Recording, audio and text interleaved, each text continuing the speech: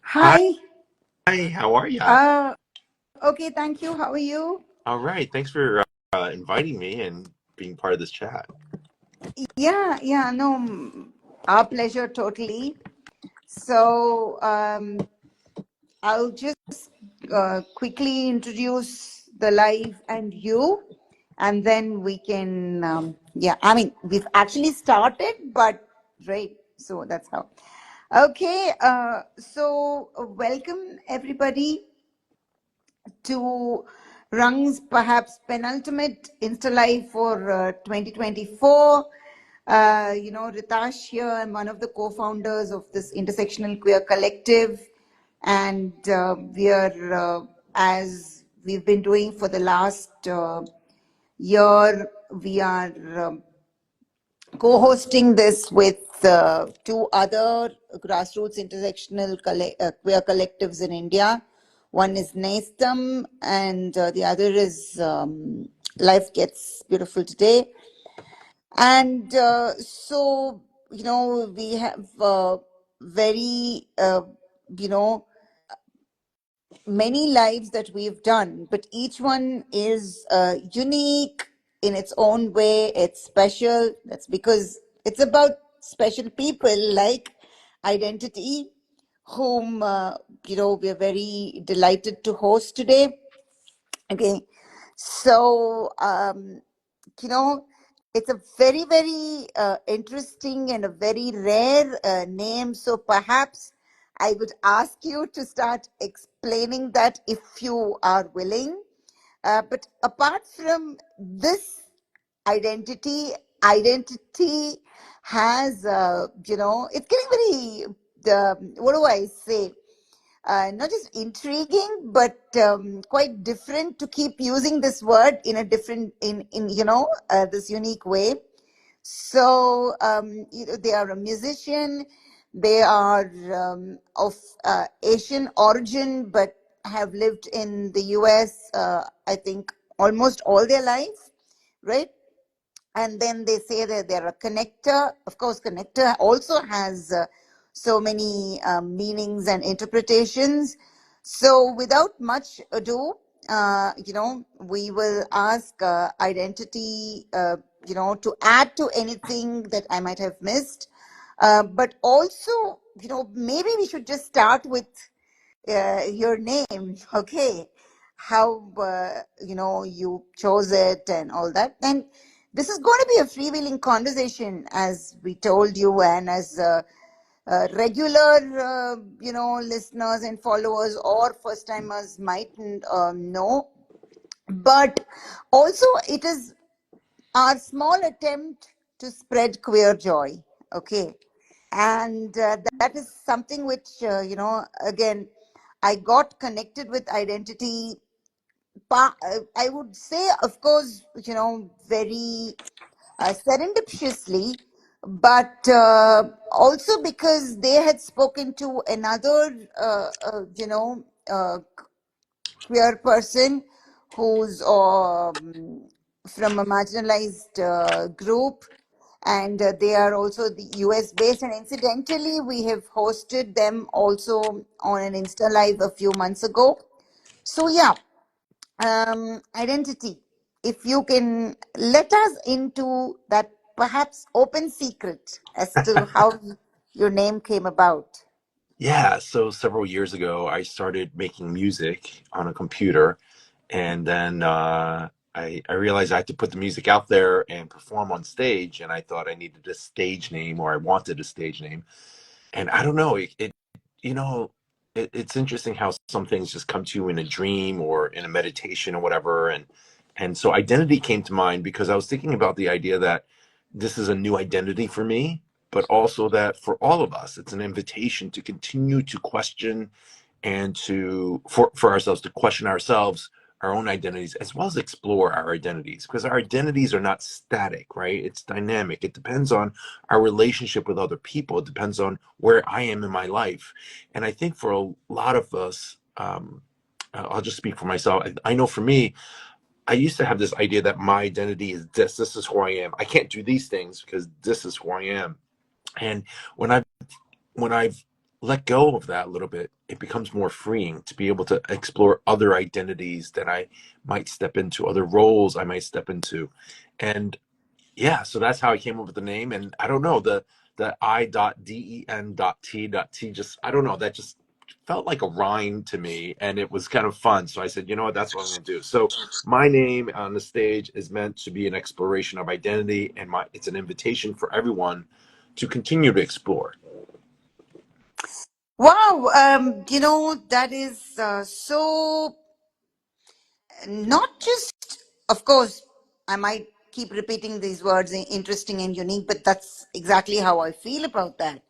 But also so relevant to who we are, especially as intersectional queer people, whichever part of the world we are, or, whatever languages we speak or don't, whatever we do, it doesn't matter.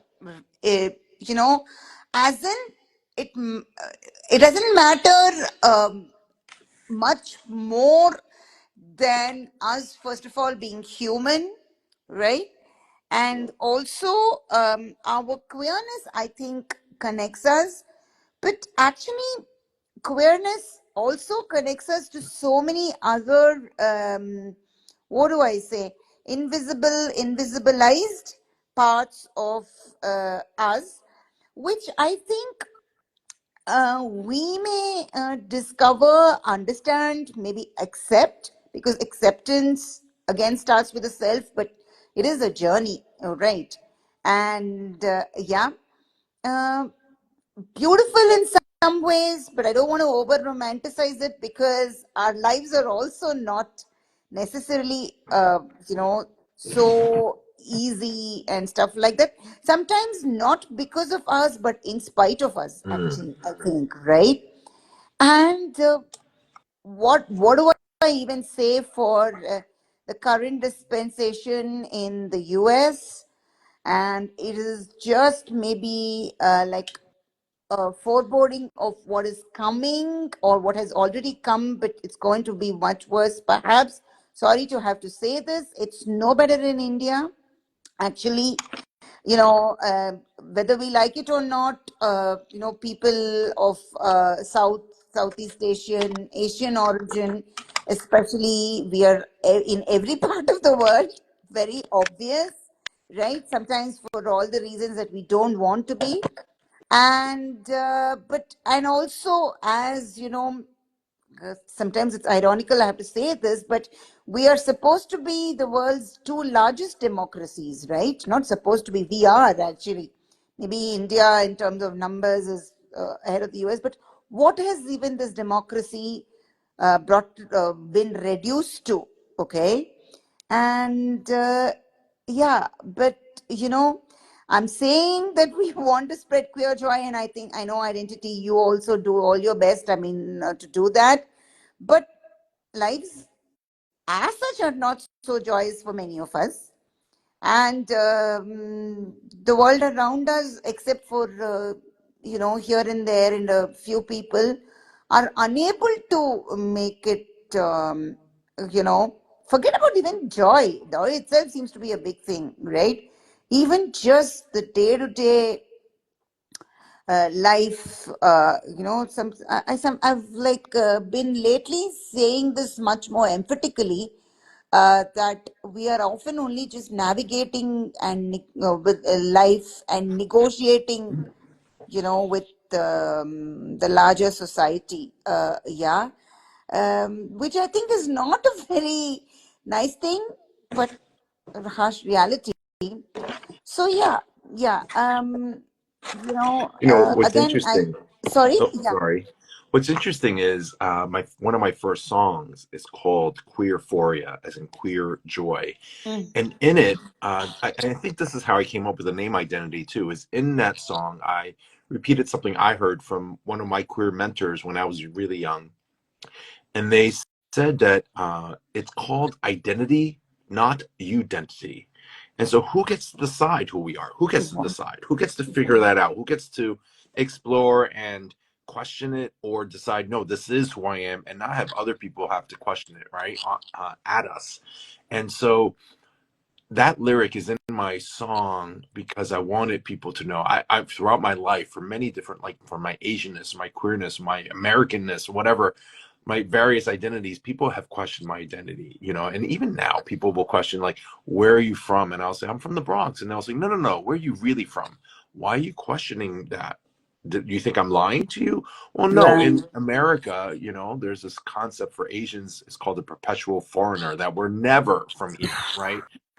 Anyway, so my point about that is just I wrote that into the song Queerphoria because even while I was exploring the beginnings of music, I was thinking, am I a musician? Could I take on that identity? And I still don't feel like I'm a musician, but I don't think I have to have the identity in order to do the thing. And so that's what I've been playing with. And also sometimes I may have an identity, but I may not do the thing, whatever that thing is. Maybe I don't speak English, or I don't speak Spanish, or I don't speak Chinese. Like, that doesn't make me less something, right? My identity is still my identity, even if I don't do the thing. And I could do the thing, but I may not have that identity, which is fine too. You know, there's some people who will say, you know, I only have sex with these people, but I don't identify as that, and that's fine. Like, it's your identity. So anyway, so that's where I came up with it. And queerphoria was interesting. I thought I had created that term.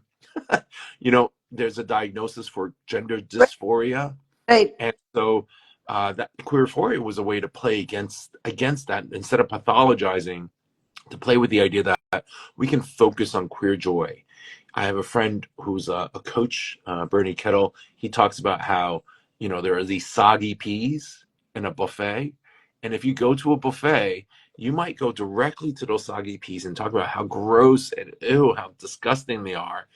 But then what you do is you put it on your plate and then you taste it and you say, you see, it's really gross. And I'll say, hey, Ryan, come over here, have some, right? Rita, what do I call you? Ritash, yeah. Rita. So, Ritash, Rita, yeah. come here. Rita, Yeah. Ritash, Yeah. come here and have some. Please have some peas. It's disgusting. And I put it on your plate and I have you eat it. Why do we do that? We wouldn't do that in real life, right? We wouldn't put in real life at a buffet. We wouldn't do that. We would focus on all the other foods, right? All the beautiful, delicious foods that are there. We wouldn't put the disgusting foods on our plate. And so, Mm. Euphoria was a play on that. The idea that we don't need to focus on the stuff that we don't want to focus on. We can focus on the joys. We can focus on cultivating more joy, Oh, queerness. And fantastic. for me, Mm. queer joy isn't just for queer people. Queer joy is for everyone, because that's liberation, liberation for all. Mm. I see people are joining us. That's cool. Oh, yeah, they will. Let me tell you, sometimes, many times, as I said, like this chat, the way it goes easily will last an hour. Almost, uh, after that also they keep joining, like, so people keep joining. And the best part is that, you know, uh, people watch the reels later, sometimes after it's uploaded, um, you know, and, 1 second, I was just going to type something. Huh. Yeah. And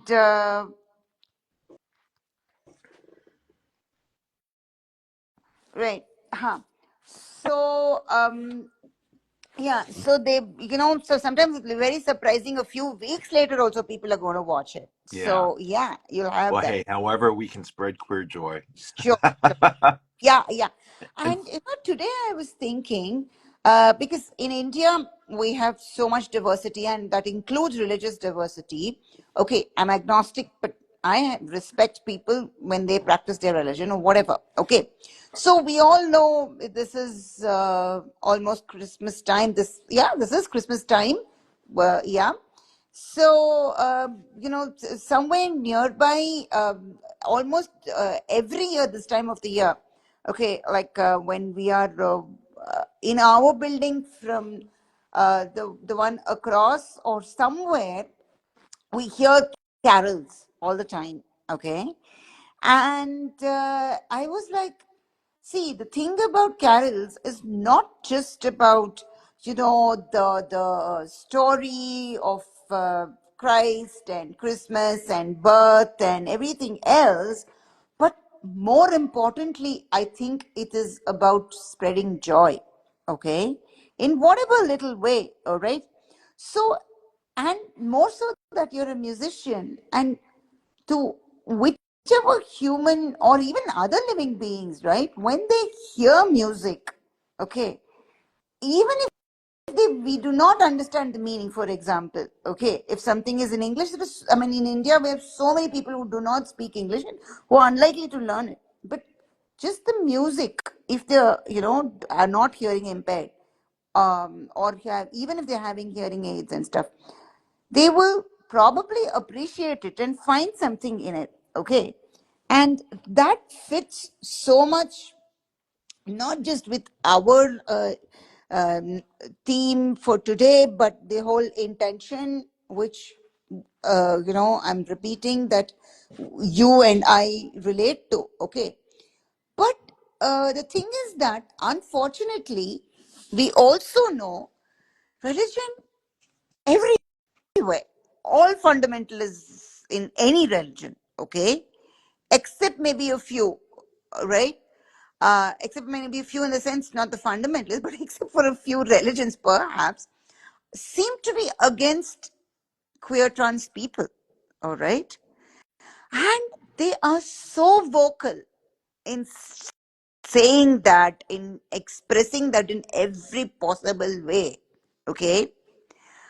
And for me, of course, as a gender fluid person, as a queer person, I get angry, upset, irritated, sad.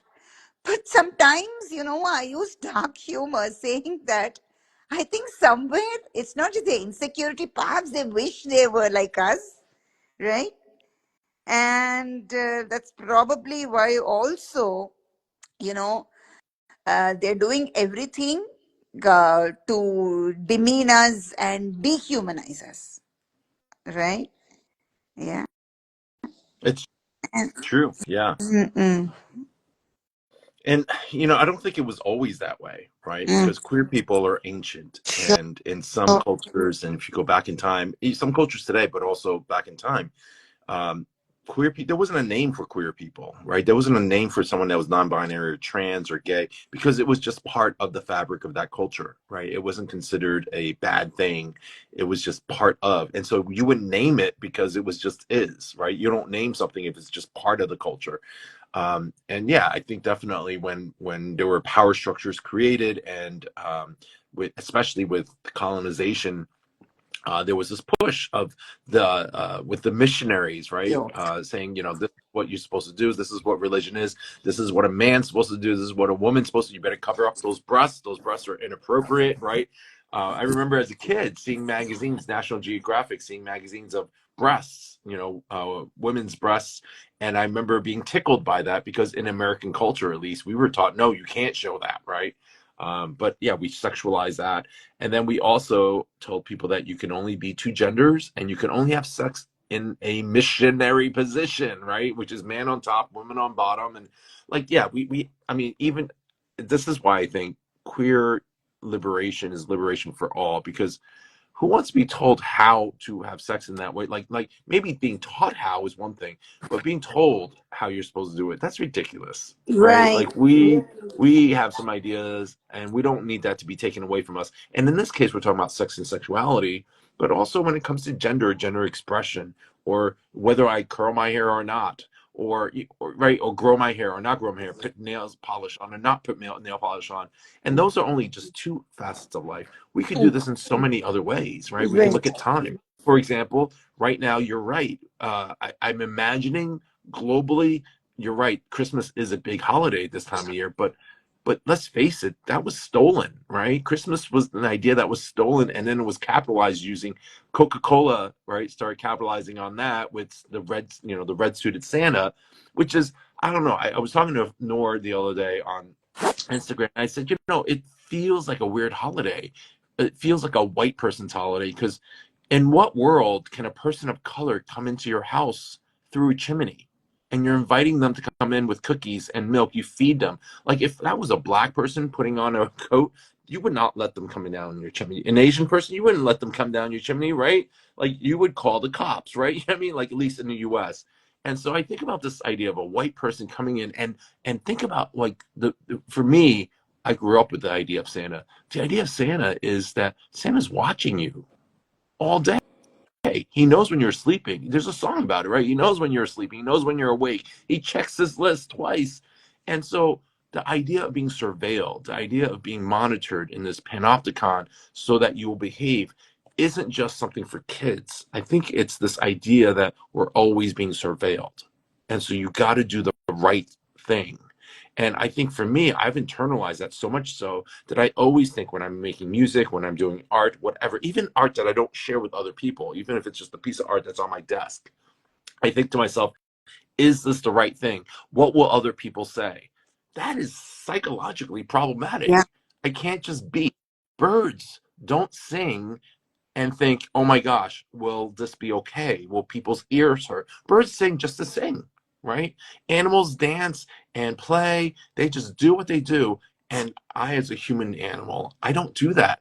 Everything I do, I think, oh, but what will other people think? Well, what, even if no one's there. Yeah. And so this idea of Santa being surveilling, right? Like, I think that's really problematic. Mm. We also, I don't know if you heard this, but we also have Elf on the Shelf now, which is you put a little elf in the house for the kid and they're watching what you do and you move them around every day. What kind of gaslighting nonsense is that for kids? I mean, I think there's some fun in it, but at the same time, I also want to say it's surveilling your kids. It's trying to say you better be good, and for what purpose? So you can get a gift. It's material, right? It's capitalism. It's materialism. Anyway, but also around the world, Christmas is not the only holiday. There's so many holidays this time of the year, right? There's today's winter solstice, by the way. How Yeah. many people are going, Happy winter solstice? No, but people will say Merry Christmas to people who aren't celebrating. But this winter solstice is real. There's an today will be, and for you, it was the shortest day of your day, right? In the northern hemisphere, and it's going to be our longest night tonight. And from here forward, the days are going to get longer and the nights are going to get shorter until summer solstice, right? Like that's something we're celebrating and paying attention to. And that's part of what Christmas is really about underneath it, right? It's stolen from that idea, from the pagan holidays. Anyway, I'm sorry, I'm ranting and raving now. And I think being queer is just being queer is being able to be in touch with what's more natural and what's more real, like the fact that, you know, the planet is in a space right now where we're going to have longer night for tonight. This will be the longest night ever for this year, right? Like that's kind of cool.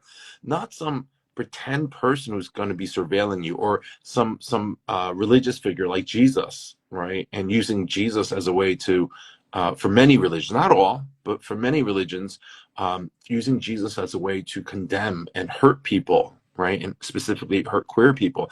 Jesus would not be doing that. That's not the Jesus I was raised on. Yeah. Sorry. No, no, no, no, not at all. This is exactly what these conversations are about, free flowing. We rant, because we also find ranting is therapeutic, by the way, right? True. True. Yeah, when we started Rung, this the collective that I'm part of, 4 years ago, uh, we used to rant. It was not even coming together to start an organization, do these things or something like that. Some people do it, that's their way, that's fine, but ours was also about thing, because 4 years ago, just as the first lockdown ended, none of us had fear about each other. Okay, we just were brought to, like, one person connected with me and then they connected with others and stuff like that. So, and Rang, by the way, means color, okay, in some of the languages spoken in South Asia. So yeah, so this is what we used to do, because all of us were isolated, even if we were in so-called safe spaces, but not exactly, because which place is really safe for queers, I don't know. But anyway, yeah. You know, So I can say something about that.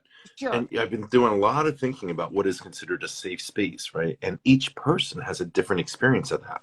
But when it comes to queerness, there's research studies on SOGI stress, sexual orientation and Which is gender right. identity, Yeah. right? And that there's an expectation to be rejected. We expect to be rejected. And that's not the same as like imposter syndrome. Imposter Right. syndrome is I don't feel confident because I lack that confidence, right? Soji stress is kind of sounds like that. It's like you walk in the room and you expect to be rejected, but we live in a world where that's a repeated pattern for us, right? So the idea that we um, don't feel good enough or whatever enough, or what, any minoritized group, it's not um sorry, I lost my train of thought. It's about this idea that we're being stressed out and being told we're not enough, but there's nothing wrong with us on our own. I'm Yeah. technically, Ritash, I'm not queer myself. I'm not queer. I'm only queer because I live in the cishet world. Again, we talked about ancient times. We would have just been part of the fold. We're just part of the normal group, right? But because we're so minoritized, we're so denied access to our own being, we're told that we're not supposed to be. That is problematic. And so psychologically, I think we've been targeted.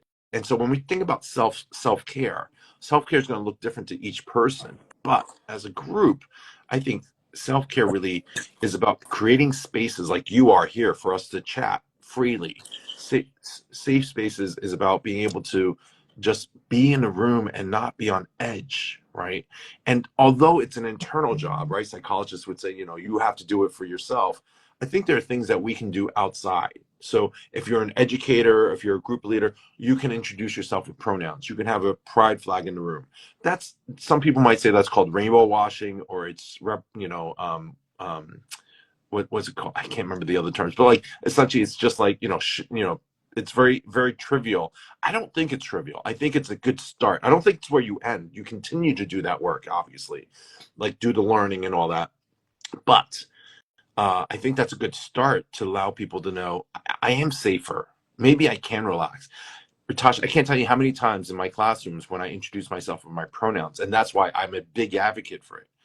When I introduce myself with my pronouns on the first day of class, I will always have students come up to me afterwards and say, "Oh my God, I didn't know that we can do that here." Or, "Wow, I didn't know there were other queer people here." Like, it's just a way to let people know. And when I introduce my pronouns, he and they, I'm not saying I'm queer. I'm just saying like a common thing, which is these are my pronouns and this is a safe space to share your pronouns, right? So like it allows people to like see these symbols, kind of like I was raised Catholic as a kid, and I was told that they used to use their foot to draw the fish in the ground. Do you know about this? Uh, There's the yeah, I sign of the don't fish judge. to let other Catholics know it's safe, right? So I feel like, any group that's been minoritized or oppressed in some sort of way, creating that kind of space is really important so that people can show up fully, not just show up and then have to hide parts of themselves.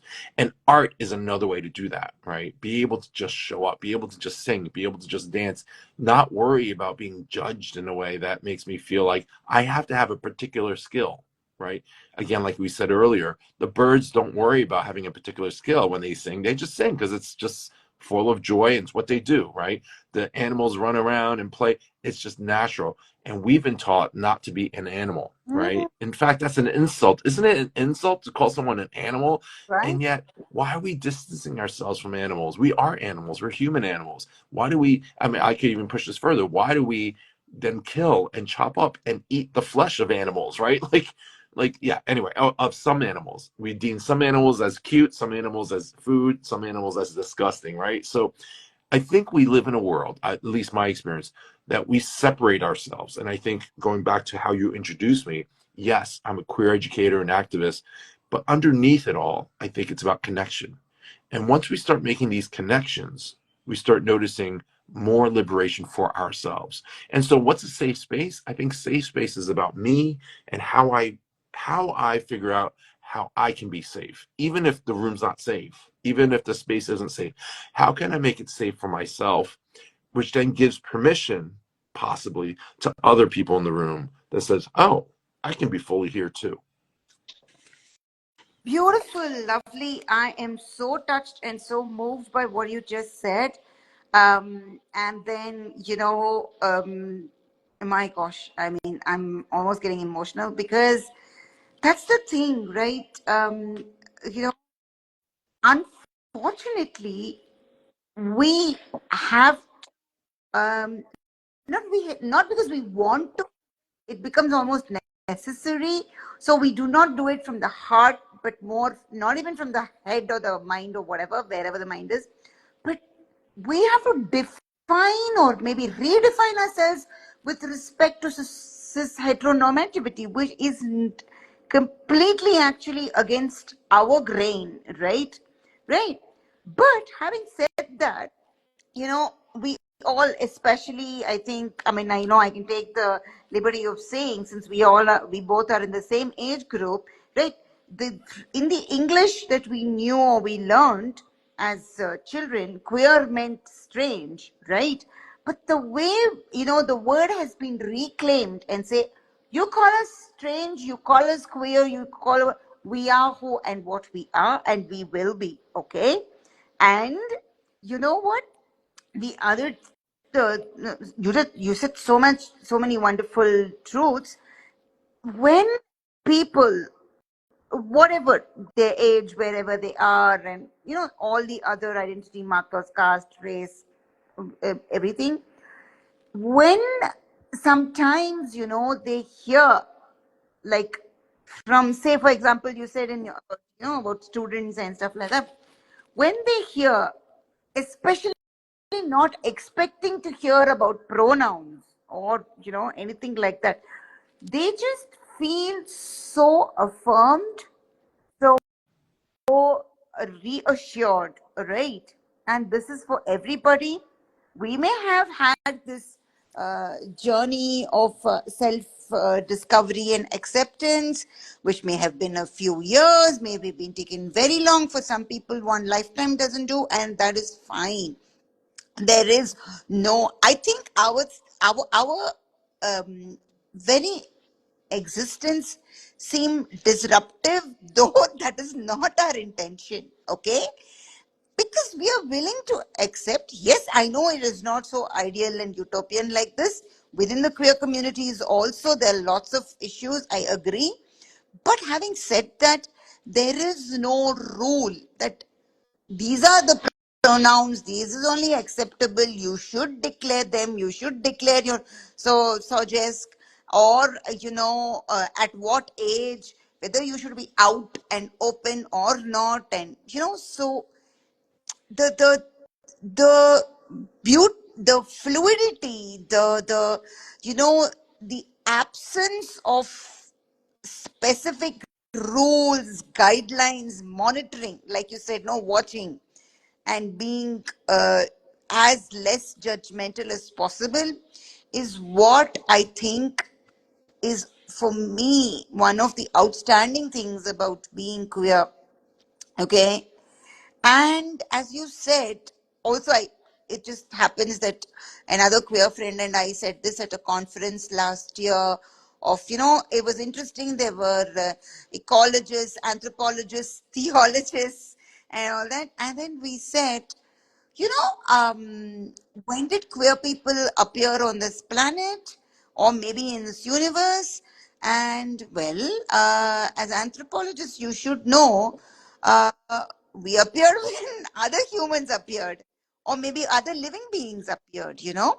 Whenever it Yeah. was millions of years ago, may have been undocumented, may have been documented and destroyed, or in a language or in something which is difficult to interpret, or something which is conveniently misinterpreted, like, with the binary, with saying that we are, what do you, to everything to exclude us, right? And unfortunately, the colonizers exploited this very much. The same way they've done it with the caste and the racial minorities. And and many of us are not just about one identity, right? We're queer, but we are also maybe Asian, maybe, I have multiple invisibilized disabilities. So, and yeah, but I think our very ability or determination, or whatever you call it, resilience, to navigate life, to just live life even on a day-to-day basis, um, being who we are and being comfortable with that, right? However, and that is probably discomforting to the majority, the normative, heteronormative. I can't help laughing at this nowadays. Okay. And what is their problem? We do not go and tell, oh, why aren't you queer, right? We don't say, why aren't you trans, right? We don't even ask, like, what is your identity or who are you or something. What is there, you know? Yeah, and to the thing that very important thing, if at all, you know, Jesus Christ was who he has been shown to be, right? Apparently also what they conveniently exclude many times, unless again, say the who you call the so-called rebellious Christians might be saying this, that well, Jesus Christ actually was a Palestinian Jew, you know, he was also a person of color, right? He was brown skinned, not like the pink or the white skin in which so many places Jesus and Mary are represented. He came from, you know, a shepherd's family or whatever. Yeah. So very low income, hung out with sex workers, with the people with disabilities, with people who were, you know, and with kids whom actually they call urchins, right? Because, right, these are actually very derogatory words, right? So it's like that other thing, no? When you're talking about Santa supposedly coming down the chimney, what they also, as you said, if the person was a person of color, they would say you're a chimney sweep, right? Which again is a very derogatory term given to children or young people who are obviously dark skinned, and they are supposed to do the very dirty and the very dangerous work of cleaning chimneys, right? In, you know, so somewhere, as you say, I think their narrative is messed up, right? Yeah, Yeah, and their job again is to reward you for good behavior, right? yeah. To give you the toys or whatever, the material goods, not the love and affection that we all need, not the Mm, quality time. mm, In fact, you're not even supposed to see him, right? mm, You're not even supposed to, and of course it's a him, right? mm, mm, You know, mm. it's interesting. I have a complicated relationship with the holidays, but I was charged to write a Christmas song years ago, and so I do have a Christmas song as well. It's called "The Gift of Being Queer," Oh, wow. and in Okay. it, I talked about how you never have to worry about getting coal in your stockings anymore. There's a new way to start thinking about the world and where we live. And what is that? It's the gift of being queer, right? When you're queer, you start realizing you don't have to worry about getting coal or being on the nice or naughty list or whatever. You get to be authentically yourself. And what a gift that is, right? Again, we're not looking for people to become queer, but I do think this may be my only opinion, I don't know, but I feel like anyone who's a cishet person could be queer too, because it's a way of being, it's a way of thinking, it's a philosophy, right? Like it's not a sexual orientation, it's not even just your gender, it's a way of being and interacting in the world, which is encouraging more liberation. So that's why I think about queerness. Anyway, so yeah, so and I have another thought. I've been playing with this a lot, which is you know, we have different time zones. Like right now it's 8:40 for you, right? It's 10 o'clock in the morning for me. Mm. So we have different time zones. And I think about the construction of time. You know, we treat time like it's so real, but it's a construction, right? Like we decided that these are our time zones. And guess where that came out of? Guess where zero is on our time zone map? Zero is in Greenwich, England. Right. Surprise. But all the timelines, when you go east and west, you move timeline to timeline, right? But if you converge, if you go to the North Pole or to the South Pole, all the timelines converge. So when I think about Santa living at the North Mm. Pole, I'm considering, what time is it right now at the North Pole when all the time zones converge there, right? What time is it? or in the South Pole? What time is it at the South Pole? And I'm not really asking that question in a sincere way. I'm playing with the idea that time is a construct. It's something we manipulate and we just deal with, and we're okay with it. There's a place out in the Pacific Ocean, right, where the islands are near each other, and if you go from one island to the other, they're only an hour apart, let's say, but you will have traveled 24 hours because their time zone is right at the day marker, right? And so it's interesting how time is so manipulated. And here in the US, we do daylight savings, right? Which is we jump ahead an hour, we go back an hour, and we treat that with reality. We all change our clocks. We go to work or school, whatever, based on this.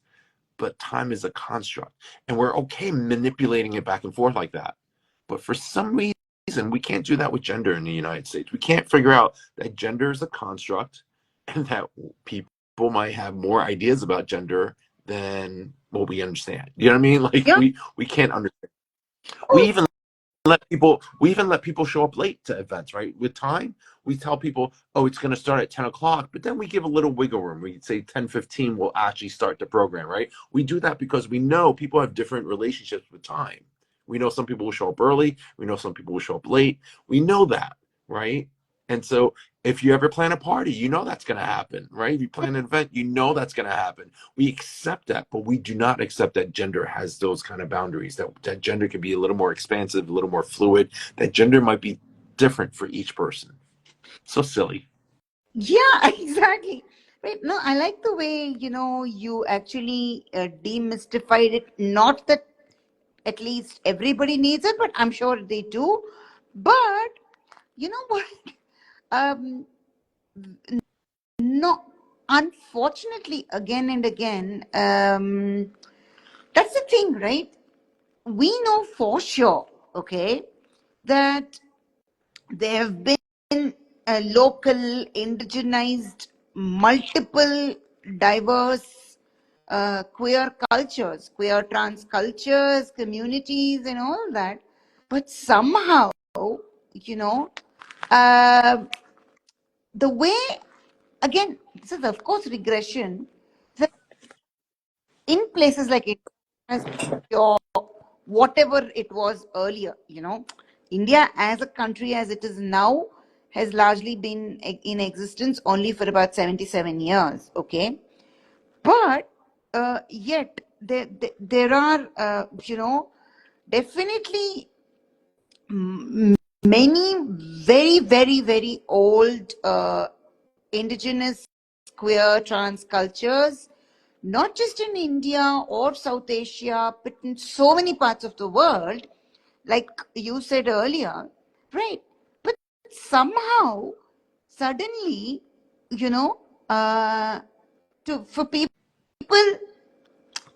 with relation to a particular space, a particular geographical location, oh, it's fashionable to be queer trans, is it?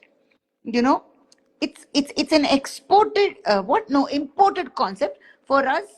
People will say, oh, it's urban, it's a Western concept and stuff like that. And again, but, uh, you know, um like there will be queer trans people saying that it is as local and as global as you can get, like so many other things in life. But no, it's like somewhere else they might not say Western concept, they may say it's an Eastern one or whatever. And which it is sad that we have to keep saying indigenous, indigenous, as if we are from some other planet or some other part. Mm-hmm. And like we, as in some of us who do not identify, and this is not to take away anything from indigenous people, but I believe, and even more nowadays, strongly sharing that all of us were indigenous at some time, somewhere. This whole the colonization project, and the theologization project, um, not even theologization, the whole the imperial, everything is so interconnected, right? They thought they were going to reform us, they were going to gentrify us, and all that. And took away our indigeneity, okay? But somehow, I think being queer takes me back so much more to not just the indigeneity of this geographical location, but the indigeneity of just humankind as such. Yeah.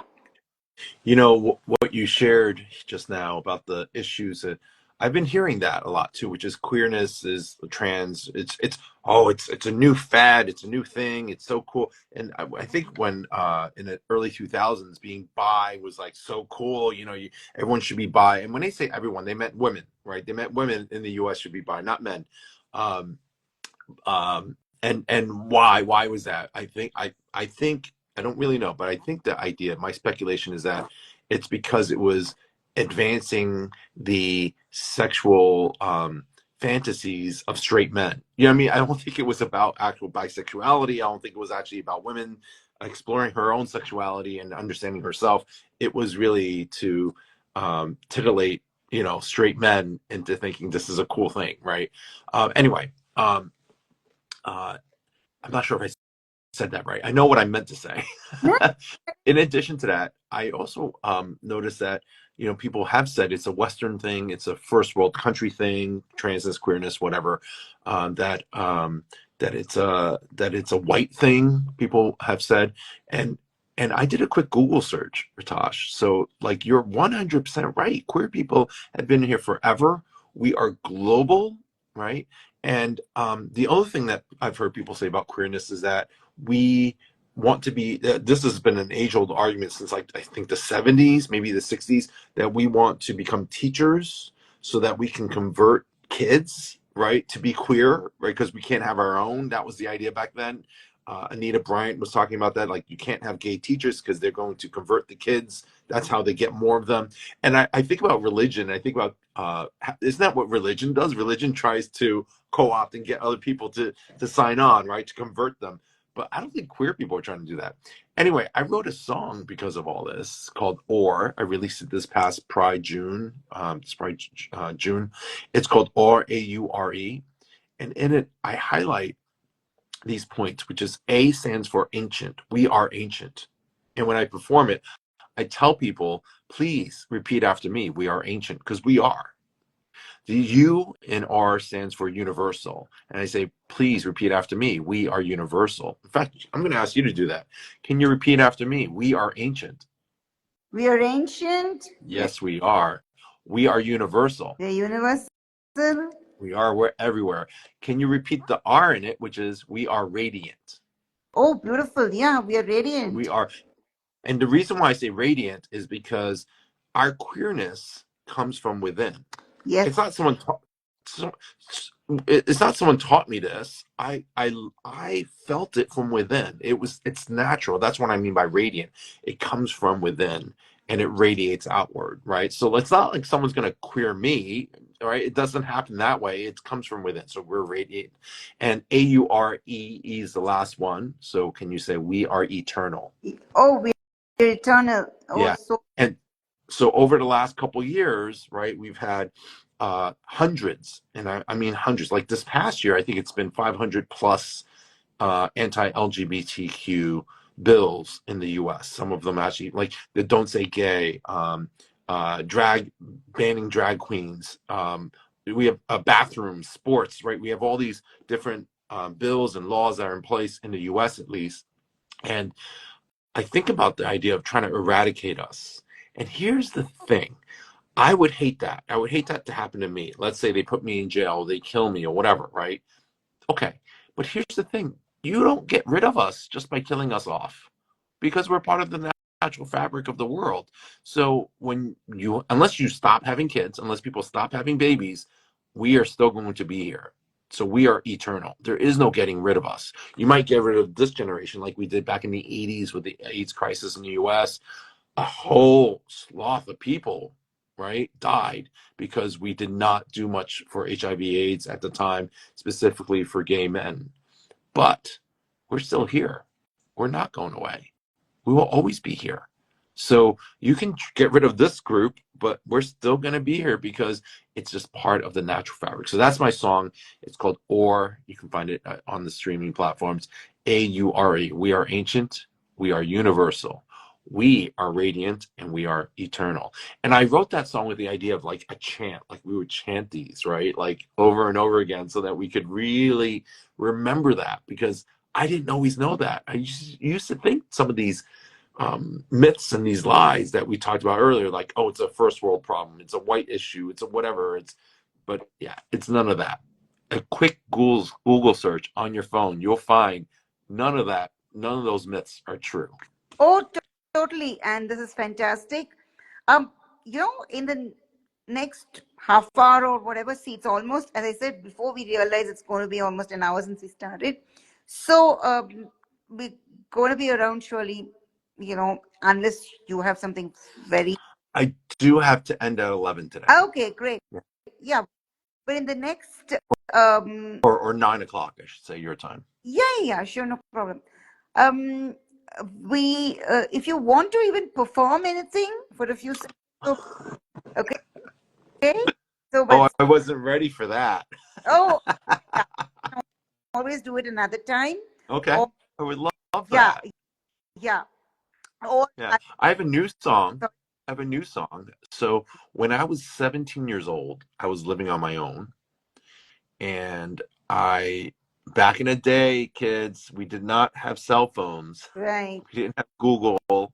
And so I was in some bookstore in New York City and I found, like, I was so young. I think I found this number when I was like 16, maybe. Um, I went to some bookstore and it was like it said something gay and lesbian. And I was so precocious. I kind of flipped through it and I found my local one, which is in Westchester. I live in New York and I grew up in Westchester. And I found the Westchester Gay and Lesbian group, right? It was called The Loft. Ah, And I found their number and I memorized it at the time. When I got home, I think like a couple months later, I called them. And I was 17 at the time. And I called Trina Hemke. God bless her heart. She's such a powerful woman. I've learned so much from her over the years. Anyway, she picks up and I tell her, I need a place to go. I'm trying to meet other people. Da da da. I live on my own and I don't understand what's going on. 17-year-old me. And back then, I felt like 17-year-old was so young, like I feel, especially with queerness, because it wasn't really discussed, like it is today. I mean, today, there are GSAs and high school gay straight alliances or queer straight alliances in high schools, at least here in the United States. There's internet, right? There's so much, like, kids are coming out earlier and earlier because there's more support and more understanding, more language. Back then, I didn't have a lot of that. And so, anyway, I called up and she said, our men's group is something you might be interested in, but it's for 18 and up. And back in the early 90s, 80s, people had this whole piece about like queerness is like, you're pedophiles, you're pedophiles.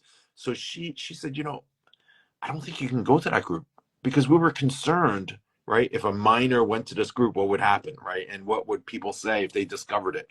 So she said, look, I'm not going to say anything, but you tell them that you're 18. And I love people like Trina in this world. She taught me how to be human because there are policies and rules in place, right? But there are also people who can make decisions to open these doors, right? These gatekeepers. And she opened that door for me. The Loft has been a lifesaver. I've been going there for decades and they have so many wonderful groups. They have wonderful programs. So if you don't know about the Loft, loftgaycenter.org is their website, loftgaycenter.org. Anyway, they do tons of things, and I wrote a song about them because I wanted to pay tribute to the work they've done. And the song is called The Loft. I'm going to be releasing it in the next month, and so maybe next time I come together, I can perform it for you. But in it, do you know what a loft yes, yes. is? I only learned Heard of recently.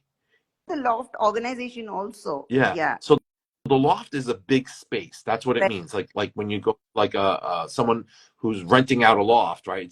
It's just a big space. And I think about the magic that goes in there, Ritosh, just like the magic we have here, right? We're not millions, but hundreds of miles apart, different time zones, and yet we can use Instagram to create the sacred space between you and me right now and with anyone else who's listening. And I think the loft was just that. It was this big old space. And what they did there was something sacred. They allowed people to open their hearts. They allowed people to share their thoughts and their feelings. And that's what really made the loft the loft. It wasn't just a big old space anymore. It was a sacred space. And so anyway, I write about that and how important it is to have those sacred spaces. So I can't wait to share that with y'all. Yeah, sure. We will, surely. But yeah, but as I said, performing it need not be. I mean, unless you are prefer that way, but it could be like extempore, like creativity. I mean, you play with words and notes and everything. I'm a writer. I mean, at one time I wrote computer programs because I qualified as a computer science engineer. But strangely, I can also relate to being in the pre-internet era, right? Because of my job as and even before that, I was studying computer science, and I was really crazy about computers when. Because in the late 80s, early 90s, even worldwide, you wouldn't find computers everywhere, right? You found them only in specific spaces, and only if you were allowed to, you needed to because of your job or what you were studying or doing, right? So, but obviously because of my job and that I had earlier access to the internet than probably, I mean, the early internet, say, some much of the world had, because but even then I didn't know this thing, that I knew I was different way in my preteens, but even into my 20s, I did not even forget about knowing support groups. Okay. With the internet access also, what information do you look for when you don't know those words, right? Right. And this is, in Indian context, I come from at least with some privileges. Yeah. Middle class, urban upbringing, English education and everything. And early internet access. And yet I didn't, what do I look for? What do I search? I keep saying this repeatedly. When you don't know what to look for, right? Right. Look for and find community. I mean, since you know about hijdas and all that, even then, it's also ironic. It's also beautiful that I was blessed by hijdas when I was born, which is one part of the hijra culture that and I have a couple of hijra friends who've joined this Insta Live, and and if you ask me, even in this day of social media, the kind of oral, physical social networks they have, you all the social media in the world cannot match that. Okay. And those days when all this was not there also, they would come because somehow they hear that a child is born. Okay. And then they come and celebrate and dance, and not because uh, the child is so-called family or friend or something, but that is the beauty of, as you said, joy and celebration. It Right. has to be unconditional and boundless and all that. So if anybody asks me, when did you realize you were kind of an extended part of the now, which is gender fluid, comes under the trans umbrella, queer trans umbrella, but how did you? I was like, well, from birth. And people think I'm joking, I'm being corny, but I'm like, yeah, but this was, well. And some hijra friends actually tell me, oh my gosh, you were blessed by hijras in the 70s. uh, you are so lucky, those times. And again, this is not about hierarchy, but that is also, like you said, no, the sacred without being, in a sense, in with reverence and respect. This is not about religion. This is not about conditioning or saying, oh, they are great and we are not, or something. Yeah. So Yeah. that is the beauty of also what you are saying. And by the way, I noticed the shirt that you wore, shirt or sweater, was very colorful. Oh yeah, yes, yes. Yeah, okay, yeah. So that's the thing. Okay, so I think you need to go now. That's what you said. I You do, I do. I'm so yeah, but sorry, but I do want to perform for you all sometime. yeah, sure. And I We so will appreciate connect this up. time. I love being able to talk about this stuff because it gets my mind in the right place. And maybe for you, it might, hopefully for you, you'll have a wonderful evening thinking about all this. I'm gonna have a great day. It snowed last night here in New York, and so Mm. we got snow covered cars here right now, and the streets are Yeah, filled with white yeah. snow. It's pretty very pretty right I now. spent a winter in New York like so many years ago, but I know what it feels like. But this has been fantastic. And, as we said, we didn't even know that an hour passed. But your whole message, your words, unintentionally are actually a message. And maybe like the spoken word, song doesn't have to be only about melody and Yeah, tunes and instruments, much as yeah. that's also lovely, right? So, and this whole thing, I feel like in a way transformed and transported. Okay. Oh, same here. Talk Yeah. about making sacred space. I'm so glad that we got to do this. Thank you for inviting me here. I look Oh, forward to no, connecting not with at you. all. Yeah, our pleasure. And we hope to do this, like after maybe a few weeks or months. But we will Yeah, stay connected. And to those who have watched us now or, later, let us do our best amidst everything that's happening to spread joy and the way we know as queer joy. Okay, right? yeah. It is not I, easy. Yeah, it's true. I'm just gonna say, uh, just a reminder that I'm on Spotify, on sure. iTunes, wherever streaming platforms you can find me. Identity I.den.t.t. Mm. My album is called Queerphoria, and then I have a few new songs as well.